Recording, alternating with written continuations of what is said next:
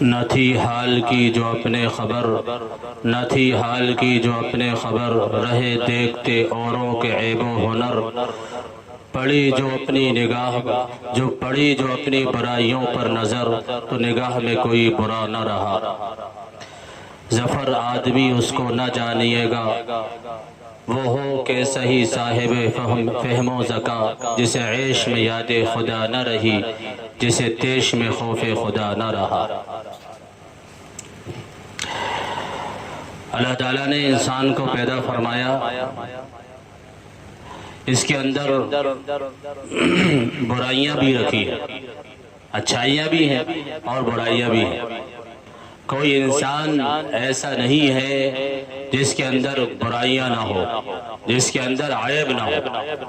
انسان ہے، عیب تو انسان میں ہوگا۔ بے عیب اللہ تعالیٰ نے انسان کو پیدا نہیں کیا۔ کوئی نہ کوئی برائی اس کے اندر ہوتی، کسی کے اندر زیادہ تو کسی کے اندر کم۔ اس لیے اللہ تعالیٰ نے ہر ابن آدم کو توبہ کا نسخہ اور اس کی دوائی ساتھ دی۔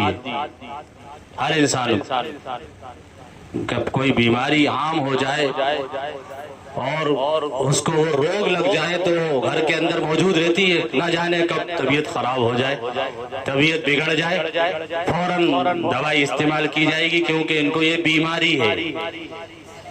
انسانوں کو بھی گویا گناہوں کی بیماری سی ہے، ہو جاتے ہیں گناہ جانے انجانے میں، شیطان کے بہکاوے میں، لیکن فوراً دوائی ہر گھر کے اندر موجود۔ ہر ایمان والے کو نسخہ کیمیا رب کائنات غفور الرحیم نے عنایت فرمایا، وہ ہے توبہ کا نسخہ۔ توبہ کر لو فوراً، اور فرمایا التائب من الذنب کمن لا ذنب لہ، جو توبہ کر لے، توبہ کرنے والا ایسا ہے جیسے اس نے گناہ کیا ہی نہیں۔ کتنی بڑی بات، کتنی بڑی بات۔ آدمی کو بخار ہو جائے، بار بار اس کو ستاتا ہو اور دوائی کھا لے تو بالکل نارمل ہو جاتا ہے، سکون مل جاتا ہے۔ ایسے ہی گناہ ہے، جب آدمی سے گناہ ہو جائے فوراً توبہ کر لے تو ایسا ہو جاتا ہے جیسا گناہ کیا ہی نہیں، بالکل ختم کر دیا جاتا ہے۔ تو کوئی آدمی ایسا نہیں ہے جو برائیوں سے پاک اور صاف۔ ہر انسان کے اندر برائیاں ہیں، اور اللہ تعالیٰ نے اس کو توبہ کا نسخہ بھی دیا، اور یہ بھی نہیں معلوم کہ کون بندہ کب اپنے گناہ سے توبہ کر لے، یہ بھی نہیں معلوم، اور اللہ تعالیٰ اس کے گناہ سے اس کو کب پاک کر دے یہ بھی نہیں معلوم۔ بعض مرتبہ بندے کو بھی نہیں معلوم ہوتا کہ اس کا گناہ دھل جاتا۔ کوئی اس نے نیکی کری، کوئی خیر کا کام کرا، اللہ تعالیٰ کو اس کا یہ خیر کا کام کرنا، یہ نیکی کرنا اتنا پسند آئے کہ اس کی وجہ سے اس کے وہ گناہ معاف کر دیا۔ اللہ غفور الرحیم ہے، رحمت خدا بہانہ می جویت، اللہ کی رحمت بہانہ ڈھونڈتی ہے۔ اور ایک آدمی کا مزاج دیکھیے، مجھے جو آج گفتگو کرنا ہے وہ یہ کہ ایک آدمی کا مزاج دیکھیے کہ وہ اسے معاف کرنے کو تیار نہیں ہے، وہ اس کی برائی کو بھولنے کو تیار نہیں ہے، وہ اس کے عیب کو، اس کے گناہ کو بھولنے کو تیار نہیں ہے، بلکہ جب موقع ملتا ہے وہ پوری بھڑاس نکال لیتا ہے۔ میں تو اس کو جانتا ہوں، اچھی طرح جانتا ہوں۔ ایک آدمی میں، دو آدمی میں، 10 آدمی میں کھڑے ہو کر وہ اس کی ہسٹری بیان کر دیتا ہے کہ میں اس کو جانتا ہوں، اس کے باپ دادا کو جانتا ہوں۔ کوئی حق نہیں بنتا ایمان والے کو یہ کہنا کہ میں اس کو جانتا ہوں، کوئی حق نہیں بنتا۔ بہت بڑا گناہ ہے، بہت بڑا گناہ، بڑی سخت وارننگ آئی ہے۔ اگر کوئی کسی پر گناہ کا الزام دے اور خدا نہ خواستہ اس نے توبہ کر لی تھی اور اللہ تعالیٰ نے اس کے گناہ کو معاف کر دیا تھا، کل قیامت کے دن اللہ تبارک و تعالیٰ اس کی پکڑ فرمائیں گے، بڑی سخت پکڑ فرمائیں گے کہ تم کون ہوتے تھے، اس کے گناہ پر اس کو رسوا کرنے کا حق تمہیں کس نے دیا تھا؟ اس نے گناہ میرا کیا تھا، جرم میرا کیا تھا، نافرمانی میری کی تھی، تم نے اسے رسوا کیوں کیا؟ یہ میرا اور اس کا معاملہ تھا، میں اس کو کب معاف کروں کب نہ کروں، یہ تو میرا اور اس کا معاملہ تھا۔ تمہیں کیا حق بنتا تھا کہ سڑک پر کھڑے ہو کر، یا مسجد کے باہر کھڑے ہو کر، یا ہوٹلوں پہ کھڑے ہو کر، چائے کی دکانوں پر، پان کے ہوٹلوں پر کھڑے ہو کر تم کسی کے بارے میں یہ کہو کہ میں اس کو اچھی طرح جانتا ہوں؟ اور اس کی پوری ہسٹری کھول لو، بڑا سخت گناہ ہے۔ فرمایا جو شخص کسی کے گناہ کی پردہ پوشی کرتا ہے، اللہ تعالیٰ کل قیامت کے دن اس کے گناہ کی پردہ پوشی فرمائیں گے، اور جو کسی کے گناہ کو کھولتا ہے اللہ تعالیٰ اس کو قیامت دن اس کے گناہوں کو لوگوں کے سامنے کھول دیں گے۔ کتنی رسوائی ہوگی۔ آج میں نے 10 آدمیوں کے سامنے کسی کے گناہ کسی کی برائیوں کو کھولا ہے، کل قیامت کے دن اللہ تعالیٰ تمام انسانوں کے سامنے ہمارے عیبوں کو کھول دے اگر تو ہمارا کیا بنے گا۔ اور فرمایا کوئی آدمی، حدیث پاک کے اندر کوئی آدمی کسی کو اس کے گناہ پر شرمندہ کرتا ہے،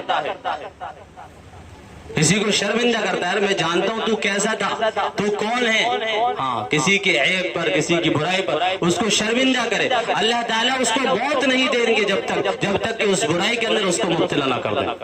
شرمندہ کرنے اس کو موت نہیں آئے گی، اس کو حدیث سے۔ تو انسان کوئی ایسا نہیں ہے جس کے اندر برائی نہ ہو، لیکن انسان کو اللہ تعالیٰ نے یہ حق نہیں دیا کہ وہ انسان کی برائیوں کو اچھالے اور اس کو برا بھلا کہے۔ اسی کا نام ہے زبان کے گناہ، زبان کے گناہ۔ اور ان میں سے ایک بڑا گناہ ہے زبان کے گناہوں میں غیبت کرنا۔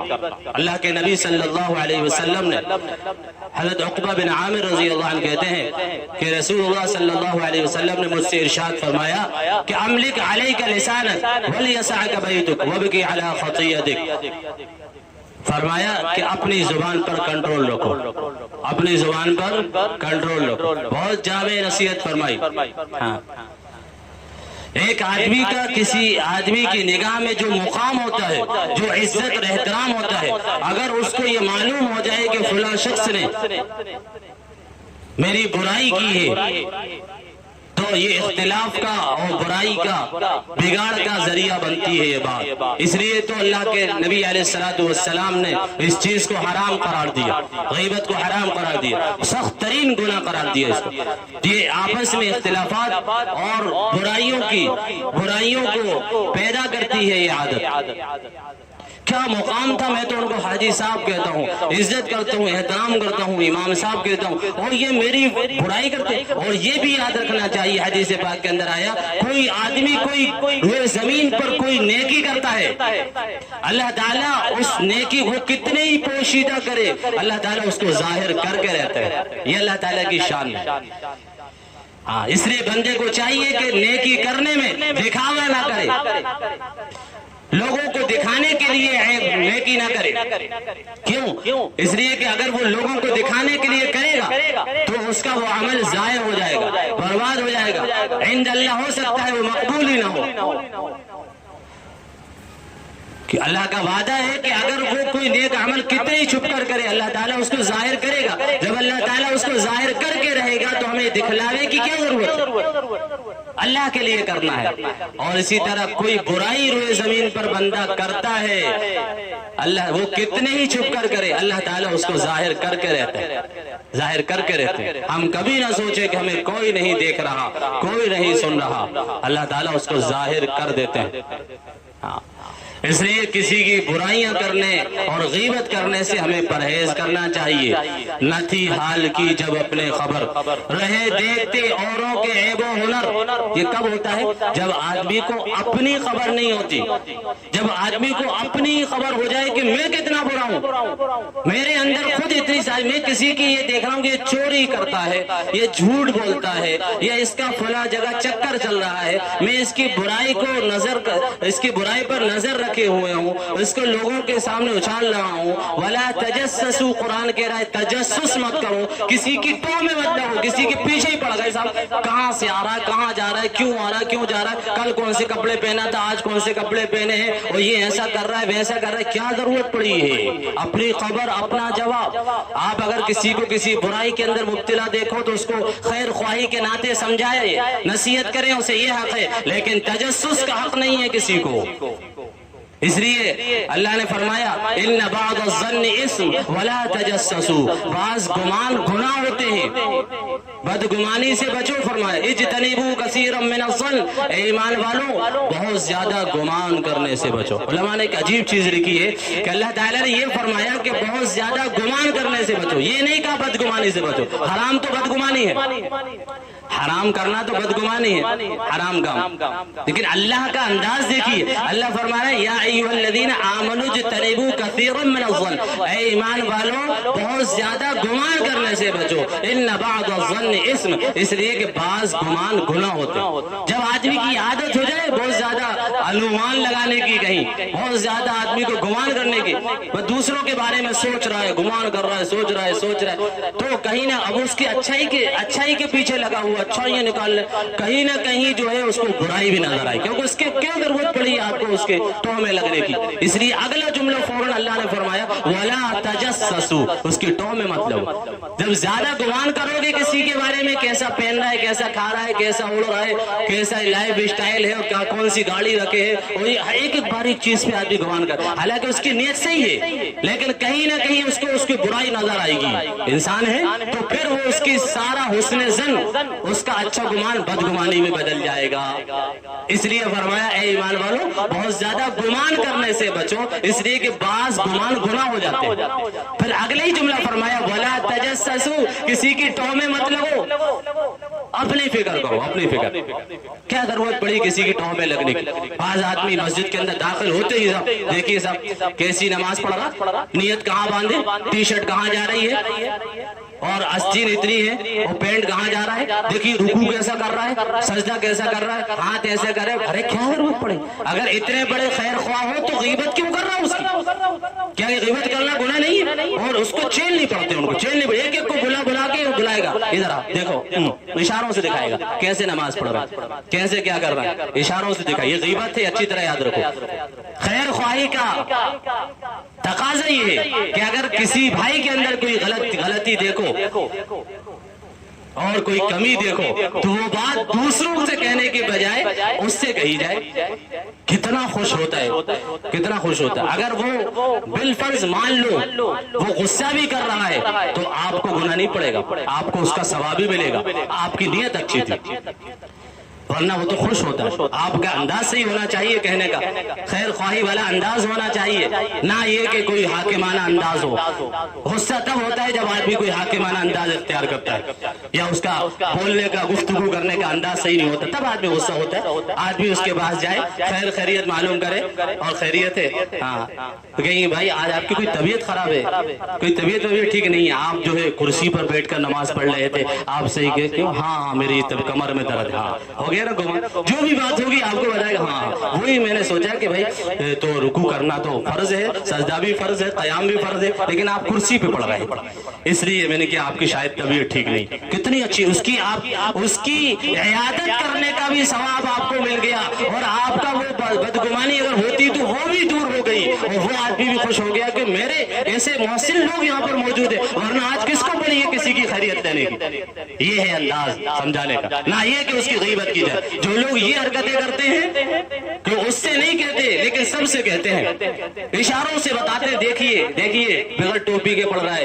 یہ ٹوپی نہیں ہے، یہ شلوار کہیں جا رہی ہے، پاجامہ کہیں جا رہا ہے، اس سے نہیں کہہ رہا، اس سے کہیں آپ۔ اگر وہ غصہ ہو تب بھی آپ پر تو گناہ نہیں پڑے گا، آپ کو ثواب بھی ملے گا، آپ کا انداز اچھا تھا، آپ کی نیت اچھی تھی، ثواب بھی ملے گا اس سے۔ اس لیے فرمایا وَلَا تَجَسَّسُوا، کسی کی ٹوہ میں مت لگو۔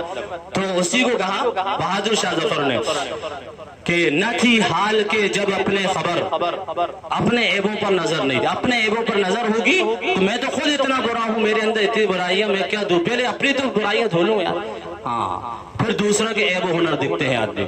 نہ تھی حال کی جب اپنے خبر، رہے دیکھتے اوروں کے عیب و ہنر، پڑی جو اپنی برائیوں پر نظر تو نگاہ میں کوئی برا نہ رہا، پھر کوئی برا نہیں رہا۔ پھر آگے کہا ظفر آدمی اس کو نہ جانیے گا، وہ ہو کیسا ہی صاحب فہم و ذکا، یعنی وہ کتنا ہی سمجھدار وہ ہو کیسا ہی صاحب فہم و ذکا، ظفر آدمی اس کو نہ جانیے گا۔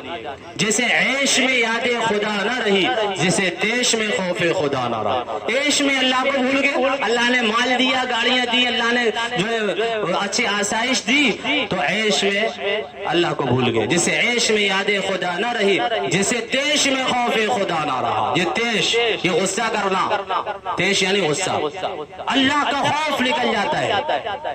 معمولی چیز نہیں ہے۔ اللہ کے نبی علیہ السلام نے جو نصیحت فرمائی عقبہ بن عامر کو کہ املک علیک لسانک، اپنی زبان پر کنٹرول کرو، یہ مین چیز ہے، عام چیز ہے۔ کتنی برائیاں، اختلافات، جھگڑے، طلاق اور کیسی جو ہے غلطیوں کا ازالہ ہوتا ہے، ان کی جڑ کٹ جاتی ہے جب آدمی اپنی زبان پر کنٹرول کر لیتا ہے۔ یہ زبان ہے جو کہہ کر اندر ہو جاتی ہے، لیکن پٹائی کس کی ہو رہی ہے؟ پٹائی کس کی ہو رہی ہے؟ ہاتھ کی پٹائی، پیر کی پٹائی، پیٹ کی پٹائی، زبان تو کہہ کر اندر ہو گئی۔ ایک زبان چھوٹا سا ہے، ایک لوتھڑا، لیکن کام دیکھیے کتنے بڑے بڑے کرتی ہے وہ۔ ایک زبان تھی، برسوں لڑائیاں چل رہی ہیں، برسوں اختلافات چل رہے ہیں، ختم نہیں ہونا۔ وجہ کیا تھی؟ زبان کا صحیح استعمال نہ کرنا۔ اگر وہی اس کو جو ہے آدمی اسی بات کو، جو بات اس سے کہنا چاہ رہا تھا، صحیح انداز سے کہہ دیتا، میٹھی آواز سے، میٹھے انداز میں بول دیتا، تو بجائے لڑائی کے آدمی خوش ہو جاتا۔ لیکن لڑائیاں چل رہی، ایک زبان کے صحیح استعمال نہ کرنے کی وجہ۔ ایک آدمی اپنی بیوی سے بے حد محبت کرتا ہے، اس کی محبوبہ ہے، اس کے تمام اخراجات پورے کر رہا ہے، بیمار ہو جائے بڑا سے بڑا علاج کرا رہا ہے، مہنگے سے مہنگے ہاسپٹل میں علاج کرا رہا ہے، اس کے لیے بہترین کپڑے بھی بنا رہا ہے، پورا نان و نفقہ اخراجات اس کے برداشت کرتا ہے آدمی، شوہر کرتا ہے، اس کی اولاد سے بھی محبت، بیوی سے بھی محبت، اس کا دم بھرتا ہے، کبھی اس کی برائی نہیں کرتا۔ لیکن وہی جسے عیش میں یاد خدا نہ رہی، جسے تیش میں خوف خدا نہ رہا، وہ آدمی ہی نہیں ہے۔ لیکن ایک کوئی فالٹ اس کے اندر تھا کہ وہ جب اس پر غصہ حاوی ہوا تو اپنی زبان پر کنٹرول نہیں کر پایا، زبان پر کنٹرول نہیں کر پایا۔ دیش میں اللہ کا خوف نکل گیا کہ طلاق دینا کتنا بڑا گناہ ہے، نکل گیا اس کے دماغ سے، خدا کا خوف نکل گیا۔ تو کہا وہ آدمی نہیں ہے، وہ آدمی نہیں ہے، اور آدمی غصے میں طلاق طلاق طلاق طلاق، 3 طلاق دے دی۔ اب پریشان ہو رہا ہے، پریشان ہو رہا ہے، اور پھر کہہ رہا ہے صاحب میرا کوئی ارادہ نہیں تھا طلاق دینے کا، میری بیوی بہت اچھی ہے، ہمیں بہت اچھی بنتی ہے، کوئی اختلافات نہیں ہے، وہ تو میں نے غصے میں کہہ دیا تھا۔ تو کچھ ہونا جانا ہے، اب وہ بیوی اس کے اوپر حرام ہو چکی، اب کوئی گنجائش نہیں بچی، کوئی گنجائش نہیں بچی اس کے لیے۔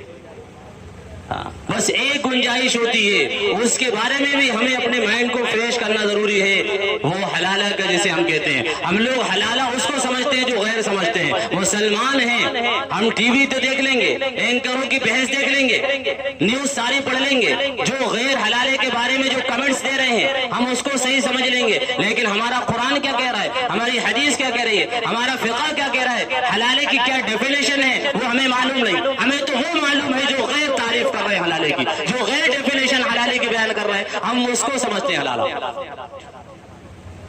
کیسے مسلمان ہے، ہمیں معلوم ہی نہیں حلالہ کسے کہتے ہیں۔ حلالہ گویا کہ نعوذ باللہ ہم سمجھتے ریپ کا نام حلالہ ہے، حالانکہ حلالہ نام ہے حلال ہونے کا، حلالہ نام ہے حلال ہونے کا۔ ایک اللہ تعالیٰ کی طرف سے سزا ہے کہ طلاق کو اللہ تعالیٰ نے سنگین گناہ بتایا۔ ابغض الحلال الی اللہ الطلاق، اللہ کے نزدیک مبغوض ترین عمل، غصے حلال چیزوں میں سب سے زیادہ غصے والی چیز اللہ کے نزدیک طلاق ہے۔ اللہ تعالیٰ نے سختی سے منع کیا طلاق دینا، لیکن اس کے باوجود آپ نے جو ہے فائرنگ کر دی۔ بھائی کسی کو قتل کرنا حرام ہے، ناجائز نہیں، لیکن اگر کر دیا کسی نے تو بھائی قتل تو ہو گیا نا، وہ مارا تو گیا۔ ایسی اب یہ لوگ کہتے ہیں صاحب جب طلاق شریعت میں ہے ہی نہیں 3 طلاق، پھر 3 طلاق ہو کیسے گئی؟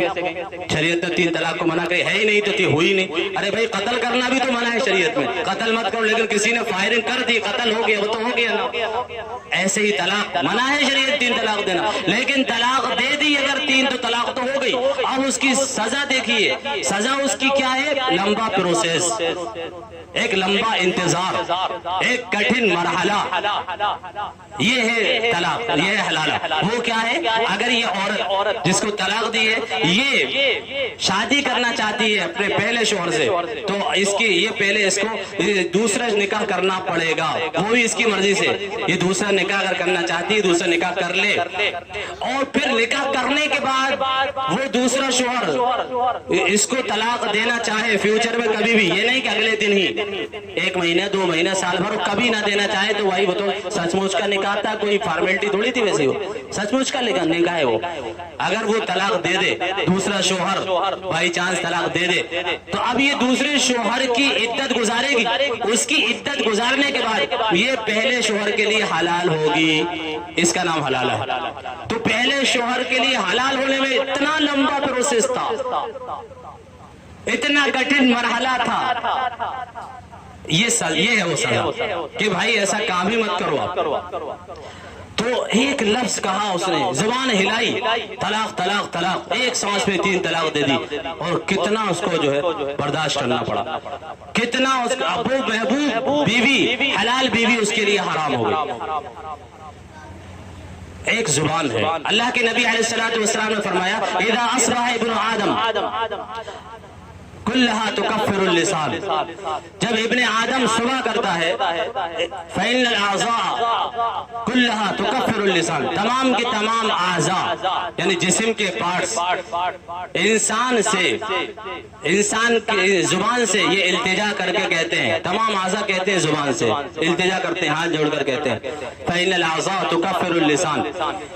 کیا کہتے ہیں؟ اتق اللہ فینا, ہمارے بارے میں اللہ سے ڈرنا, ہمارے بارے میں اللہ سے ڈر, ہمارے بارے میں اللہ سے ڈر. فَإِنِ اسْتَقَمْتَ اسْتَقَمْنَا, اگر تو سیدھی ہے تو ہم سیدھے ہیں, اگر تو ٹیڑھی ہے تو ہم ٹیڑھے ہیں. ہاں, زبان کا اتنا بڑا دخل ہے. یہ حدیث کے اندر نبی پاک علیہ السلام فرمایا اگر زبان سیدھی ہے تو اگر تو سیدھی ہے تو ہم سیدھے ہیں, اگر تو ٹیڑھی ہے تو ہم ٹیڑھے. ہاں, اس لیے زبان کا صحیح استعمال ہونا چاہیے. تو ایک میں کہہ رہا تھا کہ زبان کا استعمال, ہم لوگوں کی جو بات کرنے کی, زیادہ بولنے کی اور مجلس سجانے کی جو عادت ہے, وہ دراصل غیبتوں کی وجہ سے ہوتی ہے ہماری, وہ برائیوں کی وجہ سے ہوتی ہے. یہاں کام کی بات کریں, کام کی مجلس ہو, دین کی بات ہو, دین کا مشورہ ہو, تو وہ خیر کا ذریعہ ہے. ورنہ جو فالتو کی مجلسیں ہیں وہ تو غیبتوں کا اڈا ہوتی ہے. اس میں ہم کیا کما رہے ہیں, کیا کما رہے ہیں, کیا کھو رہے ہیں ہم. فرمایا نبی پاک علیہ السلام نے الغیبت اشد من الزنا, غیبت کرنا زنا سے زیادہ سخت ہے. علماء نے لکھا ہے کیوں؟ فرمایا کہ غیبت کرنا یہ حقوق العباد میں سے ہے, حقوق العباد میں سے بندوں کے حقوق غیبت کرنا. آدمی کتنے حج کر لے, کتنے ہی عمرے کر لے, روزانہ تہجد پڑھے, اللہ کے سامنے روتا رہے, گڑ گڑاتا رہے, استغفار کثرت کرے, توبہ کرے, اور وہ معافی مانگتا رہے, اللہ تعالیٰ اس کو جب تک معاف نہیں کریں گے جب تک کہ وہ شخص معاف نہ کر دے جس کی غیبت کی گئی ہے. سخت ہوا نہیں ہوا. اور زنا کا تو ایسا نہیں ہے. زنا کا اس کے برعکس ہے, اگر کسی سے گناہ ہو گیا, بدفعلی ہو گئی, بدکاری ہو گئی, تو وہ اللہ تعالیٰ سے رو رو کر معافی مانگ لے, اللہ تعالیٰ معاف کر دیں گے. لیکن غیبت میں کتنا سنگین, کتنا جو ہے خطرناک, کہ وہ معاف کرے گا تب اللہ معاف کرے گا. حقوق العباد میں سے فرمایا الغیبت اشد من الزنا, غیبت زنا سے بھی زیادہ سخت ہے. ہاں, اس لیے اپنی زبان کی حفاظت کر. فرمایا املک علیک لسان. حضرت معاذ بن جبل رضی اللہ تعالیٰ صحابی ہیں, بڑے صحابی, اللہ کے نبی علیہ السلام سے فرمایا یا رسول اللہ مجھے ایسا عمل بتا دیجئے جس سے میں جنت میں چلا جاؤں اور دوزخ سے دور ہو جاؤں, جہنم سے بچ جاؤں. اللہ کے نبی علیہ السلام نے فرمایا اے معاذ تم نے بہت بڑی بات پوچھی, بہت بڑی بات پوچھی. یہ اللہ تعالیٰ جس پر آسان کر دے اس کے لیے آسان ہے. سنو, اللہ کی عبادت کرو, اس کے ساتھ کسی کو شریک نہ ٹھہراؤ, نماز قائم کرو, زکوٰۃ ادا کرو. اس کے بعد فرمایا میں ابواب خیر نہ بتاؤں کیا ہے, خیر کے دروازے. پھر آپ نے خیر کے دروازے بتائے, راتوں کو جاگنا, اللہ کی عبادت کرنا. پھر کہا ان سب کا مدار کس چیز پر, وہ بتاؤں, ڈیپینڈ, ان سب چیزوں کا ڈیپینڈ و مدار کس چیز پر ہے. فرمایا زبان پکڑ کر ارشاد فرمایا اپنی زبان پر کنٹرول رکھنا. یعنی زبان پر کنٹرول نہیں رکھا آپ نے, زبان کی حفاظت نہیں کی, اس کو ان کنٹرول کر دیا تو نماز بیکار ہو جائے گی, حج بیکار ہو جائے گا آپ کا. چیزوں کا مدار زبان پر ہے، پکڑ کر فرمایا کہ اس پر کنٹرول رکھو، زبان پکڑ کر ارشاد فرمایا. کس کو؟ حضرت معاذ بن جبل. اور ایسے صحابہ کو، ایسے صحابی زبردست بڑے صحابی، اس امت کے بڑے عالم اور فقیہ حضرت معاذ بن جبل رضی اللہ تعالیٰ، ان سے تو یہ امکان ہی نہیں تھا کہ وہ غیبتوں میں مبتلا رہنے والے ہوں یا اس طرح کی برائیوں مبتلا رہنے والے ہوں. اتنے بڑے صحابی فقیہ اس امت کے. فرما رہے زبان پکڑ کے ارشاد فرمایا اپنی زبان کی حفاظت کرو، اس پر کنٹرول رکھو. پھر حضرت معاذ نے فرمایا کہ یا رسول اللہ، کیا ہم لوگ انا لمؤاخذون، کیا ہماری پکڑ اس پر بھی ہوگی جو ہم زبانوں سے بولتے ہیں؟ کہا کہ ہاں. هل يكب الناس في النار على وجوههم او على مناخرهم الا حصائد السنتهم. فرمائے نبی پاک علیہ الصلوۃ والسلام نے سب سے زیادہ جہنم میں آدمی جو جائے گا منہ کے بل اور ناک کے بل یعنی گھسیٹ کر اس کو جہنم میں ڈالا جائے گا، وہ سب سے زیادہ اس کی زبان کی کھیتیاں ہی ہوں گی. یعنی اس کو جہنم میں لے جانے والی اس کی زبان کی کھیتیاں ہوں گی. زبان کی وجہ سے آدمی، یہ زبان جس پر ہم سے کنٹرول نہیں ہوتا، کنٹرول نہیں ہوتا، جو چاہے جب چاہے جیسا چاہے بول رہے، ٹائم پاس کرنے کا ذریعہ بن گیا ہمارا. ہاں ٹائم پاس نہیں ہو رہا گھر پہ، چلو ہوٹل پہ چل کے بیٹھتے ہیں، لکڑ پہ بیٹھتے ہیں، پٹیوں پہ بیٹھتے ہیں، ٹائم پاس کریں گے. ٹائم پاس کرنے کا مطلب کیا ہے؟ گپ شپ کریں گے. یہ نہیں پتا وَإِنَّ عَلَيْكُمْ لَحَافِظِينَ كِرَامًا كَاتِبِينَ يَعْلَمُونَ مَا تَفْعَلُونَ. اللہ فرما رہے ہیں کہ کچھ بولنے سے پہلے سوچ لو کیا بول رہے ہو. ما يلفظ من قول الا لديه رقيب عتيد. جو لفظ بھی زبان سے نکل رہا ہے، جو لفظ بھی نکل رہا ہے، الفاظ لفظ کے معنی کیا ہوتے ہیں پتہ ہے آپ کو؟ لفظ کے ڈکشنری میں لفظ کے معنی پھینکنے کے آتے ہیں. کیا آتے ہیں؟ پھینکنا.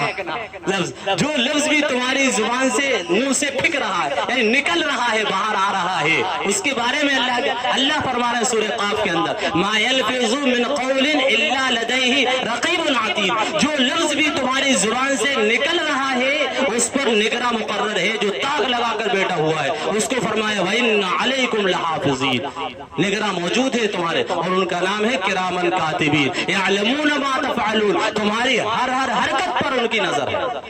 کہاں ہیں ہم لوگ؟ ایک ایک حرکت ایک ایک فعل کو بول رہے ہیں. یہی وجہ ہے کہ صحابہ کرام بہت کم بولتے تھے، بہت کم بولتے تھے.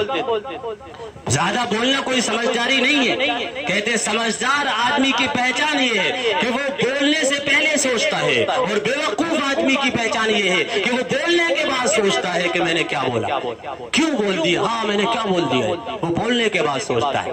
جب بھی بولنا، وقت پر بولنا، مدتوں سوچنا، مختصر بولنا، یہ ایمان والے کی پہچان ہے. یہ ایمان والے کی پہچان ہے. جو آدمی کم گو ہوتا ہے، شیخ سعدی نے لکھا ہے کم گفتن، کم خوردن، کم خستن، کہ کم کھانے، کم بولنے اور کم ہنسنے اور کم خفتن، کم سونے کی عادت ڈالو. یہ ہے ایمان والے کی پہچان، یہ اس کی صفات. کم بولے، کم سوئے، کم کھائے، کم ہنسے، یہ ایمان والے کی پہچان ہے، یہ ایمان والے کی صفات ہیں.